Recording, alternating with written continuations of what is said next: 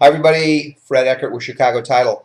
A lot of people ask me about tax sales, buying tax defaulted property because people have defaulted on their taxes. So I'm going to give you a little primer on this. This is going to apply primarily to Southern California. However, what I'm going to say will apply probably throughout most of the country, but you need to check your own county, check with your county tax assessor, recorder, clerk, or tax collector, and go on the web, take a look at it there. But I will say this is the biggest key for all of this is caveat emptor, let the buyer beware.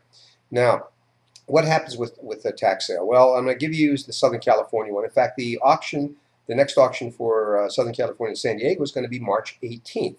And you want to check your own to make sure that you know what the dates and so forth are. Plenty of information is available at the San Diego site, which is sdtreas, T-R-E-A-S, tax.com. You take a look at it and you find the information, the property list, and so forth. So what happens in one of these? Well, in California, a borrower has until 5 p.m. on the last working day prior to the sale to redeem the property. And what they have to do is, if they're going to try to redeem it, they have to pay the back taxes, and they also have to pay the cost of the sale. They can do that basically with cash or a cashier's check or a money order or traveler's checks. They can't just give a regular check at that point if it's within 30 days. If it's outside of 30 days, they can use a regular check. Now, what does that mean to you? Could you go down and bid in these properties? Yes, but I'm going to go back to the idea of caveat emptor. Take a careful look, whatever state you're in, whatever county you're in, take a look at the property. Here's where a title company like ours can help. We can give you a plat map. We can give you comps. We can give you the current vesting deed. We can look for any recorded easements. That's probably about the limit. We can look for if there's any other taxes that might be owing, such as Mello-Roos. Now, here's the key. Easements are important because there might be easements that prohibit you from using the property. The property may be dedicated to some other purpose, like for a street or road widening or something. You want to make sure of that.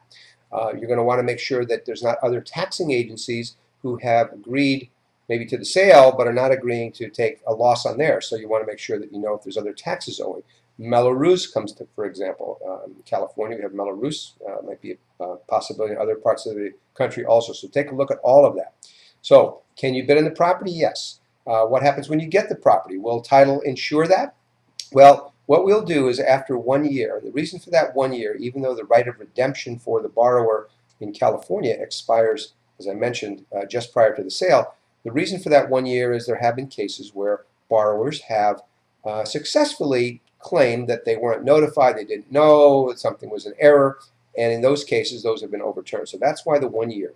Now, will we insure at that point? We'll take a look at the property. We'll evaluate it, and if it can be insured, we will insure it at that point. So what you want to remember is that that's not something you necessarily have to have an escrow for. You just would contact us and say, I have this property, I bought it at this tax sale, it's been a year, I'd like to get it insured.